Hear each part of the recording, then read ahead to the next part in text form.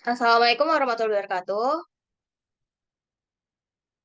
Selamat siang semuanya. Baik, di sini kami akan mempresentasikan tugas UAS dari mata kuliah Manajemen Proyek SITI.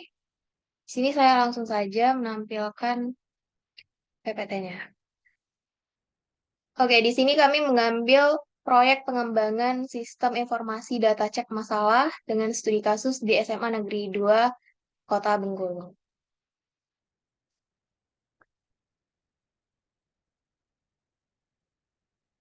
Sini terdapat 5 anggota. Yang pertama Niagara Gagarin, saya sendiri, kemudian Ineke Murniati, kemudian Abdul Hakim Mana, kemudian Afif Kudori, kemudian Aisyah Karina Wandayan. Nah, di sini kami mempunyai permasalahan dalam studi kasus ini dalam melakukan aktivitas pengisian data dan penginputan analisis data para guru bimbingan dan konseling masih secara manual satu persatu. Keterbatasan ini membuat pelaksanaan kegiatan asesmen yang akan membutuhkan tenaga dan waktu yang lebih karena data yang dimasukkan terlalu banyak. Kemudian analisis data yang terlalu rumit dalam menginput butir-butir pertanyaan membutuhkan ketelitian, karena jika terjadi kesalahan dalam memasukkan data akan mempengaruhi hasil akhir, sehingga akan menunda serta menghambat pelaksanaan layanan bimbingan dan konseling. Oleh karena itu, sistem informasi data cek masalah atau yang disingkat SIDCM dibuat untuk kegiatan pendukungan layanan bimbingan konseling di SMA Negeri 2 Kota Bengkulu. Dibuat untuk mempermudah memahami masalah siswa dari data pribadi, data sosial, data belajar, dan data karir.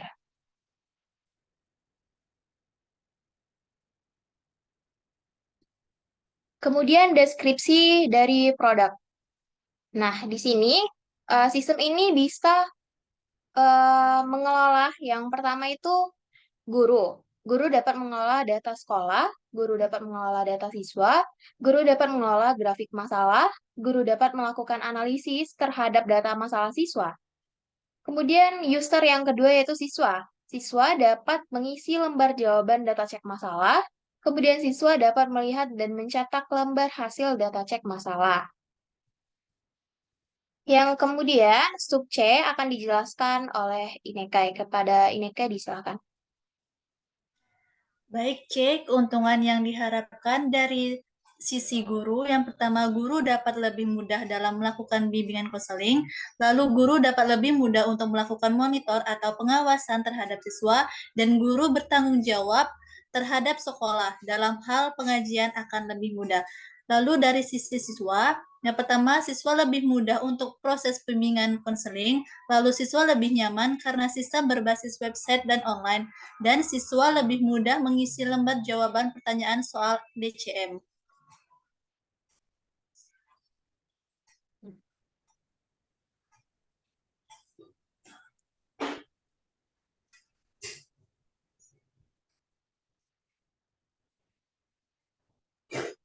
Selanjutnya tujuan proyek yang akan dijelaskan oleh Ineke. Lalu tujuan proyek SIDCM adalah sistem informasi data cek masalah yang dibuat untuk kegiatan pendukung layanan bimbingan dan konseling di SMA Negeri 2 Kota Bengkulu. Tujuan proyek ini yakni untuk memahami masalah siswa dari data pribadi, data sosial, data belajar, dan data karir. Dalam melakukan aktivitas pengisian data dan penginputan analisis data para guru, bimbingan, dan konseling masih secara manual atau satu persatu. Selanjutnya sub E dan F akan dijelaskan oleh saudara Hakim. Kepada Hakim disilakan. Baiklah, selanjutnya faktor penentu keberhasilan. Yang pertama ada komitmen dan dukungan dari tim proyek. Kedua, disiplin pelaksanaan sesuai dengan rencana kerja proyek. Yang ketiga, ketersediaan sumber daya manusia dan kerjasama yang sesuai dengan kompetensi masing-masing. Next. Selanjutnya penugasan tim proyek. Seperti yang dilihat di PPT, yang pertama ada project manager, saya sendiri. Tugasnya membuat rencana kerja proyek, menugaskan pekerjaan ke anggota tim proyek, membuat rencana kerja proyek, memonitor jalannya kerja tim proyek, dan sebagainya. Yang kedua ada sistem analisis, yaitu in community, melakukan wawancara analisis dibangun dengan sistem dengan pihak yang ditunjuk, membuat statement of purpose, membuat konten diagram, membuat DFD level, dan sebagainya. Yang selanjutnya ada desain, yaitu Niagara Gagarin, membuat desain menu aplikasi, bentuk form, bentuk report, dan lain-lain. Berdiskusi dengan penganalisisan sistem tentang desain aplikasi semua yang diharapkan. Berdiskusi tentang bentuk desain programmer, tentang maksud aplikasi yang dibuat, membuat aplikasi, dokumentasi, dan sebagainya. Selanjutnya ada programmer, yaitu Apip Kodori, tugasnya membuat program aplikasi sesuai dengan hasil analisa dan desain yang telah ditentukan. Berdiskusi dengan desain aplikasi dan analisis agar program yang dibuat sesuai dengan yang ditentukan. Memberi usulan pada desainer dan penganalisa sistem-sistem analisis bila memang diperlukan. Dan selanjutnya juga ada tester, yaitu Aisyah Karina, melakukan tes terhadap program aplikasi yang telah dibuat, membuat dokumentasi terhadap tentang program, membuat list tentang hal-hal yang masih perlu diperbaiki, memberi rekomendasi maupun usulan tentang solusi permasalahan yang dihadapi, dan membuat dokumentasi terhadap tentang program hasil testing.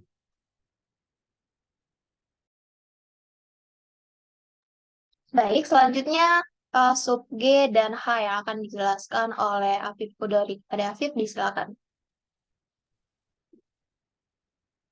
Dan yang selanjutnya itu G, estimasi biaya. Yang terlihat pada PowerPoint ini terdapat beberapa device hardware yang kami gunakan. Seperti contohnya nomor satu ada laptop Lenovo, yang kedua ada printer, yang ketiga ada mouse, keempat kertas A4, dan kelima ada tinta data printer. Sedangkan ada biaya operasionalnya. Yang pertama ada biaya untuk domain dan hosting, yang kedua ada biaya untuk wifi IndiHome, dan yang ketiga ada biaya untuk programmer.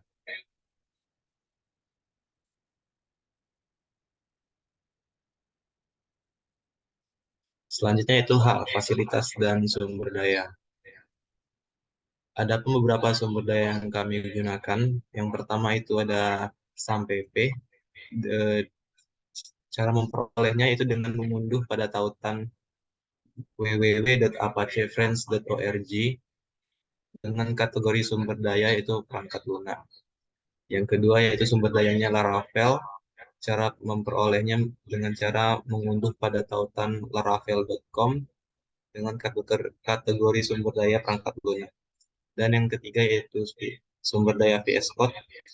Cara memperolehnya dengan mengunduh pada tautan kode.visualstudio.com dengan kategori sumber daya perangkat lunak.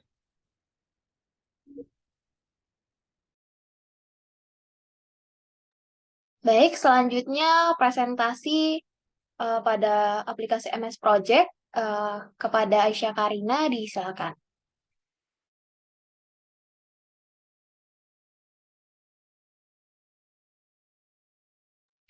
Baik, izin untuk share screen teman-teman.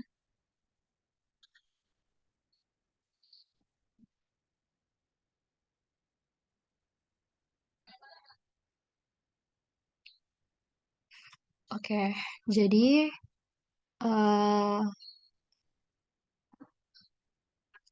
dalam pembuatan project yang akan kami buat, itu sebelumnya kami rancang dulu jadwal-jadwal dan planning yang akan kami lakukan.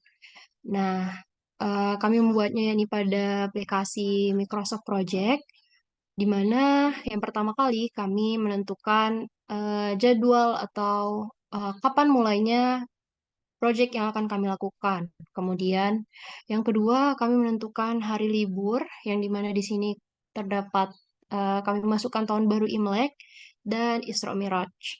Terus, yang ketiga, barulah kami melakukan penjadwalan kerja, yang dimana juga di sini kami menargetkan jadwal kerja itu bekerja dari hari Senin sampai hari Jumat, yang dimana hari Sabtu dan Minggunya itu hari libur.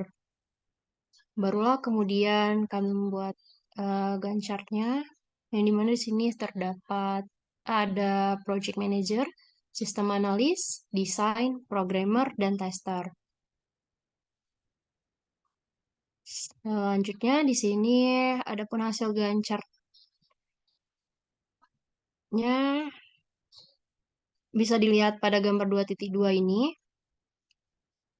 eh, Bahwasanya analisis dan desain sistem itu dikerjakan oleh sistem analis, desain aplikasi dikerjakan oleh desain, pemrograman dikerjakan oleh programmer, testing itu dilakukan oleh tester, begitupun instalasi, dokumentasi juga dilakukan oleh tester, training juga dilakukan oleh tester, pemeliharaan dan tambahan kerja dan lain-lain itu dilakukan oleh project manager. Selanjutnya untuk WBS-nya, ini pun tahapan yang pertama, mengatur WBS, melakukan pengelompokan kerja berdasarkan jenis pekerjaan, barulah mengatur dalam jenis pekerjaan tersebut. Selanjutnya kami report.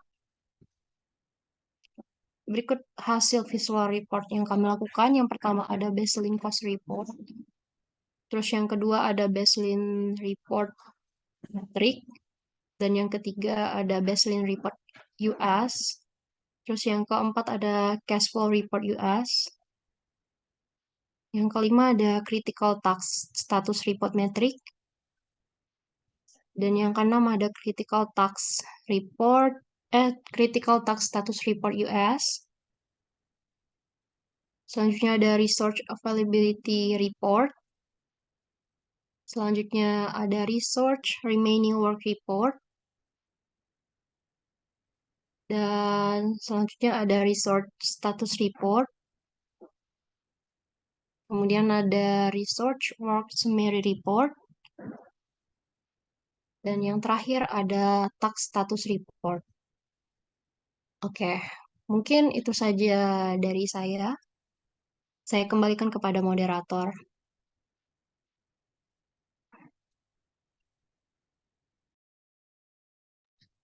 Oke, baik. Terima kasih. Mungkin itu saja presentasi dari tugas kami yang telah menjelaskan bagaimana sistem yang akan dibuat. Baiklah, saya tutup. Terima kasih buat semuanya.